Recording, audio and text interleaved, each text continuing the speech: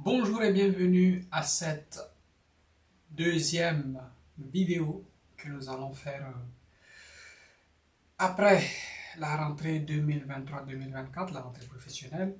Je m'appelle Christian, je suis juriste développeur et fondateur de DeepFab. DeepFab qui depuis 2017 à peu près existe et formellement depuis 2019.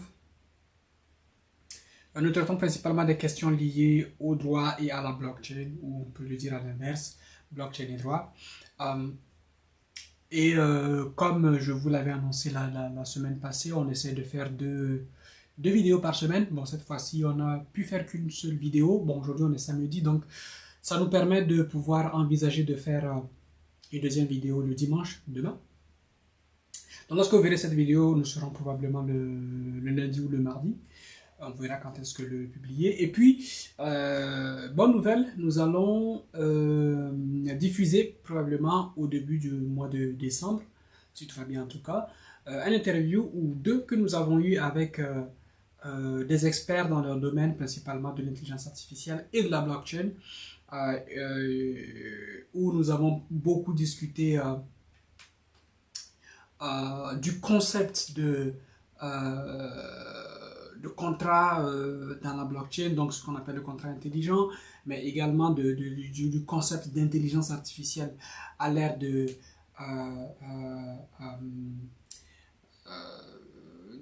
IA génératives. Voilà. Donc vous aurez ces petites nouvelles-là. Et donc aujourd'hui, nous allons parler principalement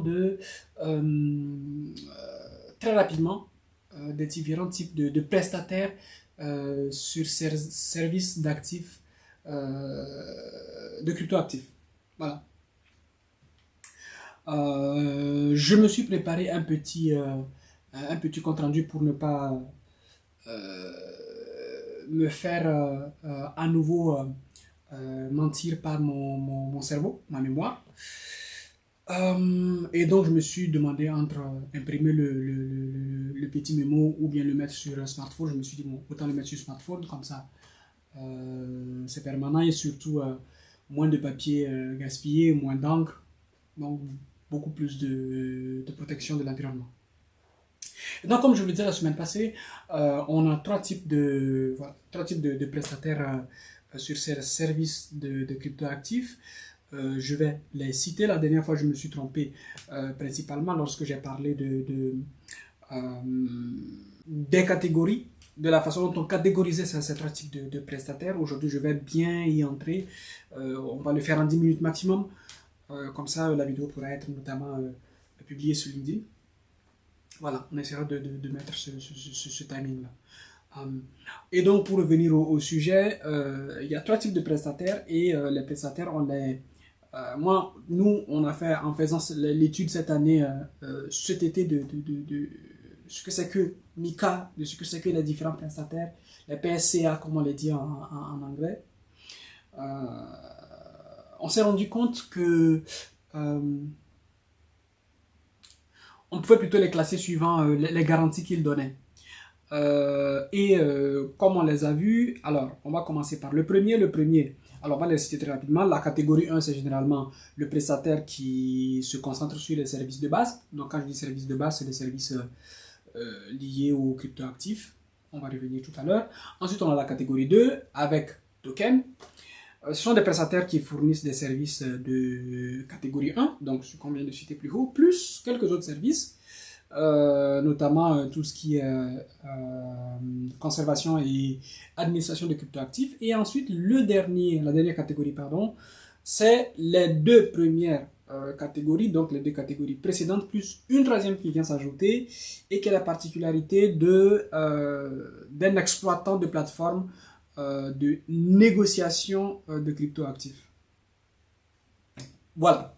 Donc, en peu de mots, ce sont les trois types de catégories. Maintenant, revenons sur les trois types de catégories suivant chaque spécialisation. Donc, quand on regarde la catégorie 1, donc sans token, donc il n'y a pas de token en jeu ici, ce type de prestataire se concentre sur des services de base liés aux cryptoactifs tels que l'exécution d'ordre pour le compte de client, le placement de cryptoactifs, le transfert la réception et la transmission d'ordre sur cryptoactifs, les conseils en cryptoactifs et la gestion de portefeuille de cryptoactifs. Et donc les activités de cette catégorie ne comprennent pas la conservation ou l'échange de cryptoactifs. Voilà. Donc ça veut dire que si vous êtes consultant en matière de crypto-monnaie, enfin, je pourrais même dire de façon générale en matière de blockchain, vous allez devoir demander un agrément au niveau de l'AMF. C'est un peu comme si vous étiez un DPO, et mais pour passer le DPO, bon, ben, vous devez avoir une sorte d'agrément entre guillemets, puisqu'on ne parle pas de produits financiers ou ni de rien lié à des produits financiers, on va plutôt se dire vous allez devoir passer une sorte de certification qui vous permettra d'exercer le métier de DPO. Donc ça va être juste la même chose pour le prestataire de catégorie 1 qui n'émet aucune crypto-monnaie, qui n'en conserve pas, qui ne gère aucune plateforme d'exploitation, donc un exchange, mais qui, par exemple, fournit des conseils. Donc moi, vu que je suis dans cette catégorie-là a priori, bah, je vais devoir, pour pouvoir avoir un agrément qui me permet d'exercer mon métier de consultant en blockchain et par extension en crypto actif, ben, je vais devoir demander un agrément. Et pour le demander, bon, ben, je vais devoir apporter une garantie minimale de 50 000 € que je vais déposer dans la banque de ma société. Et lors du dépôt du demande d'agrément, ben, je vais l'accompagner avec cette fameuse preuve de garantie. Voilà. Ensuite, nous passons à la catégorie numéro 2. La catégorie numéro 2, c'est avec token. Mais attention, ce sont les prestataires de catégorie qui fournissent tous les services de la catégorie 1, mais étendent leur service à la conservation et à l'administration des cryptoactifs pour le compte de clients, ainsi qu'à l'échange de cryptoactifs contre des fonds ou d'autres cryptoactifs. Cette catégorie représente donc des prestataires avec un inventaire de services plus large, y compris la garde et l'échange de cryptoactifs. Bon. Ça va principalement s'appliquer aux banques. Et on a déjà une banque qui a déjà théoriquement cet agrément. Il s'agit de la Société Générale qui l'a obtenu. Bon, la vieille version qui est basée plutôt sur la loi Pacte, donc qui devient automatiquement PSAN, qu'aujourd'hui l'AMF est en train de préparer pour qu'il ait cette catégorie-là. Ben, qu'est-ce que cela sous-entend? Cela sous-entend que toutes les autres prestataires de services sur cryptoactifs qui ont eu des enregistrements PSAN probablement vont devoir upgrader, se mettre à jour entre la catégorie 2 si vous faites de la conservation ou alors si vous faites de l'échange, ou bien si vous tenez une plateforme d'exploitation, une sorte d'exchange, ou si vous êtes agrégateur d'exchange. Voilà. On pourra en discuter de façon plus large dans les vidéos suivantes. Et la dernière catégorie, donc là vraiment je suis en mode un peu speed pour que nous voyons ensemble très rapidement cette type de catégorie. Donc la dernière catégorie, c'est la catégorie numéro 3 avec token également. La particularité, c'est que les prestataires dans cette catégorie offrent tous les services de catégorie 1 et 2. Donc, par exemple, conseil plus échange plus conservation. Et en plus, ils exploitent des plateformes de négociation de cryptoactifs. Cela signifie qu'ils gèrent des plateformes qui permettent la négociation de cryptoactifs, ce qui implique un niveau de complexité et de responsabilité supérieur. Voilà. Exemple de plateforme qui fait ce genre d'activité, Binance. Un autre exemple, Coinbase. Donc, en très peu de mots, ça veut dire que plus on grandit en termes de catégorie et plus on apporte une garantie beaucoup plus substantielle. Lorsque vous êtes de catégorie numéro 1 en tant que prestataire, eh bien on vous demande juste de déposer une garantie de 50 000 et d'en apporter la preuve. Par contre, 50 000 €. Si vous êtes de catégorie 2, on vous demande une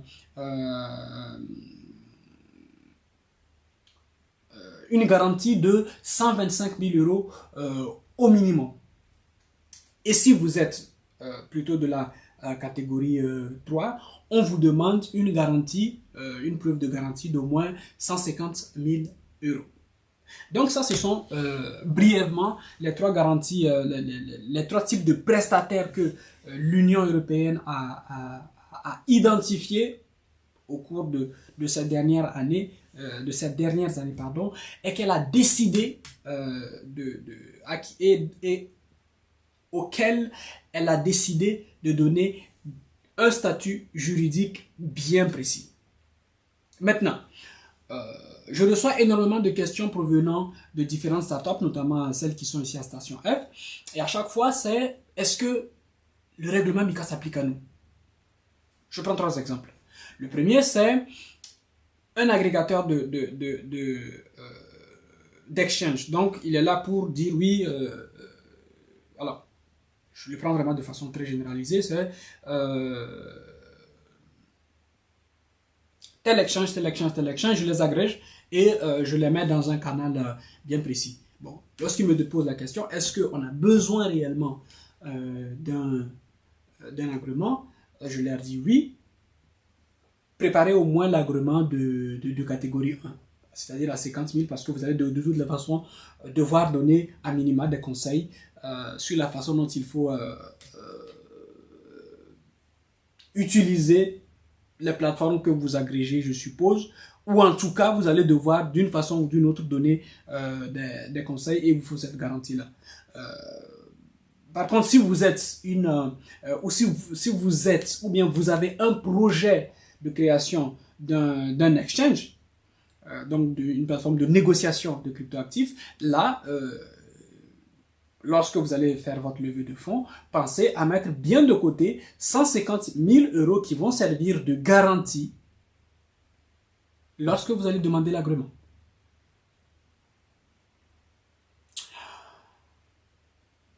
Ensuite, le deuxième type de question, c'est Christian, moi je suis juste un simple consultant. Ce que je fais, ce n'est pas du tout en relation avec le stablecoin, ni même les securities, mais je donne des conseils sur la création de produits crypto, blockchain. À cela, je dis, on peut tout de même vous classer dans la catégorie 1. On peut vous classer dans la catégorie 1 et vous dire que vous donnez des conseils. Et donc, vous devez avoir un agrément de niveau de catégorie 1 avec, en déposant à la banque au moins 50 000 euros de garantie. Ça, il faudra poser cette question à l'AMF. Je suis en train de mettre en place un petit document pour leur poser cette question-là. Mais je pense que pour limiter la casse, l'AMF sera obligé d'obliger un certain nombre de consultants à avoir cette garantie-là. Et la dernière question, c'est à chaque fois, nous, on a juste fait une API qui permet de faire passer un type de token provenant d'une blockchain A vers une blockchain B, par exemple de Bitcoin vers Ethereum. Est-ce qu'on est censé prendre un agrément? Je dirais oui. Et l'agrément de catégorie 2 au minimum, parce que ce que vous faites, ok, on peut ne pas vous classer parmi dans la catégorie 3 de plateforme. Par contre, on peut vous classer dans la catégorie 2 où vous permettez un échange et presque une conservation. Mais bon, voilà, on va avoir beaucoup plus de clarté venant de l'AMF dans les semaines, dans les mois à venir, d'ici qu'en tout cas on assiste à la mise en application du règlement MiCA. Mais en attendant, c'est ce que je voulais partager avec vous. Tout en vous exhortant, surtout si vous êtes une startup qui a déjà son produit ou bien vous êtes un entrepreneur qui veut lancer son produit, à faire très attention aux produits que vous voulez lancer parce que d'ici le 30 juin, enfin maximum le 30 décembre 2024, MiCA va commencer à s'appliquer sur vous, que vous le voulez ou non. Donc je vous remercie de m'avoir suivi.